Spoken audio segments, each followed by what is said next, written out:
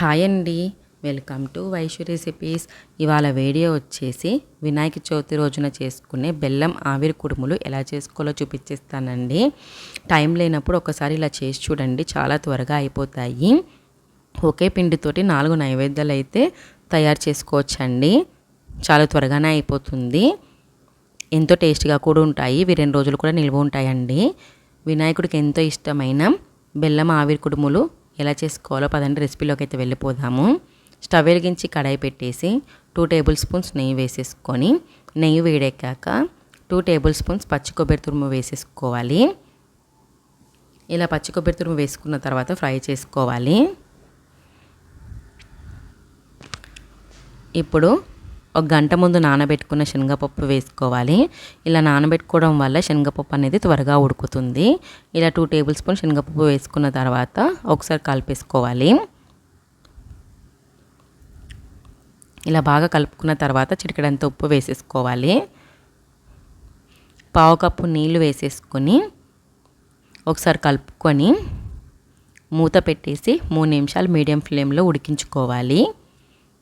ఇలా ఉడికించుకోవడం వల్ల శనగపప్పు అనేది త్వరగా ఉడుకుతుంది. ఇప్పుడు మూత తీసేసి చూడండి, శనగపప్పు ఉడికిందో లేదో చెక్ చేద్దాము. ఇలా అంటే విరగాలన్నమాట.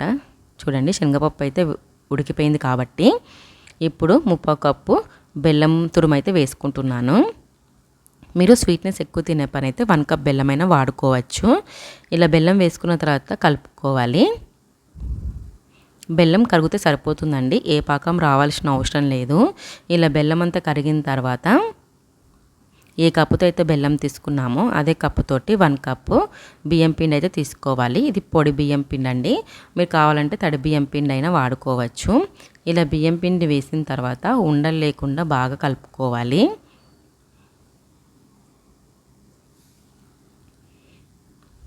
చూడండి, ఇలా ఉండలు లేకుండా బాగా కలుపుకోవాలి. మీకు ఏమైనా పిండి గట్టిగా అనిపిస్తే కొన్ని వేడి నీళ్ళు చల్లుకుంటూ కలుపుకోండి. ఇలా బాగా కలుపుకున్న తర్వాత స్టవ్ ఆపేసి దించేసి గోరువెచ్చగా అయ్యేంతవరకు మూత పెట్టేసి పక్కన ఉంచుకోవాలి.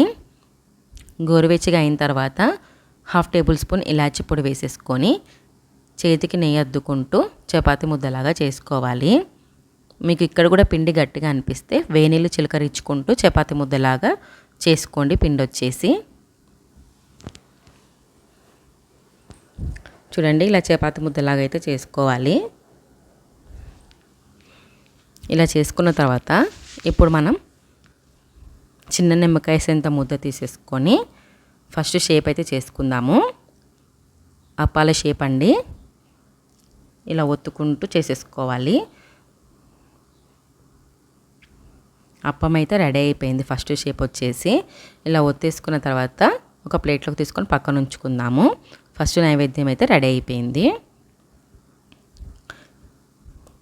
మళ్ళీ చిన్న నిమ్మకాయ సంత ముద్ద తీసేసుకొని రౌండ్ బాల్లాగా చుట్టేసుకుంటే ఉండ్రాలు కూడా రెడీ అయిపోతాయి మనకు. సెకండ్ షేప్ కూడా రెడీ అయిపోయింది. ఇప్పుడు మళ్ళీ నిమ్మకాయ సైజ్ అంత ముద్ద తీసేసుకొని ఇలా వీడియోలో చూపించినట్టు పొడువుగా అనుకోవాలి, వేలతో ఒత్తుకుంటూ. ఇలా 3వ షేప్ కూడా రెడీ అయిపోతుంది. ఇది కూడా ప్లేట్లోకి తీసుకొని పక్కన ఉంచేసుకోవాలి. ఇప్పుడు 4వ షేప్ వచ్చేసి మొదటి షేప్ అండి.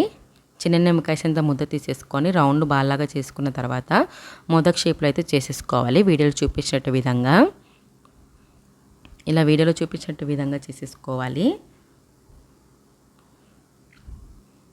ఇలా రెడీ చేసుకున్న తర్వాత స్పూన్ తోటి వీడియోలో చూపించినట్టు విధంగా సైడ్కి ఇలా ఒత్తేసుకోవాలండి.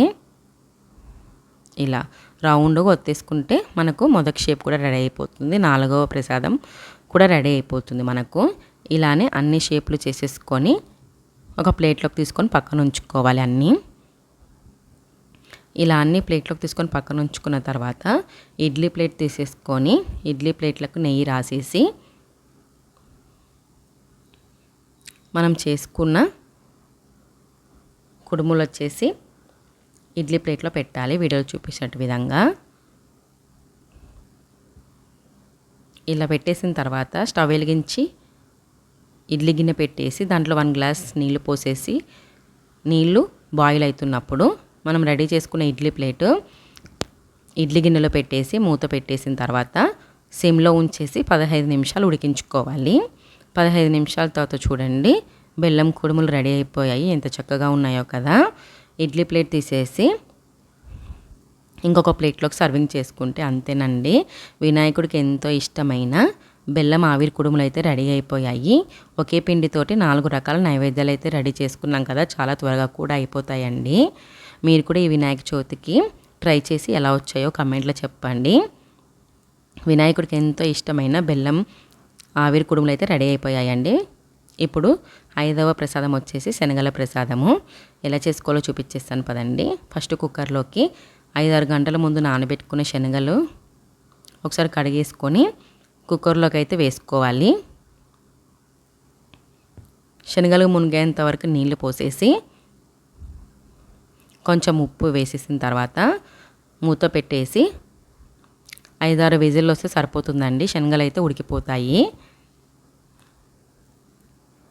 ఇప్పుడు తాలింపు కోసం స్టవ్ వెలిగించి కడాయి పెట్టేసి 2 టేబుల్ స్పూన్స్ ఆయిల్ వేసేసుకొని 1/2 టేబుల్ స్పూన్ ఆవాలు, 1/2 టేబుల్ స్పూన్ జీలకర్ర, కట్ చేసుకున్న 5-6 పచ్చిమిర్చి వేసేసుకొని పచ్చిమిర్చి ఫ్రై చేసుకోవాలి.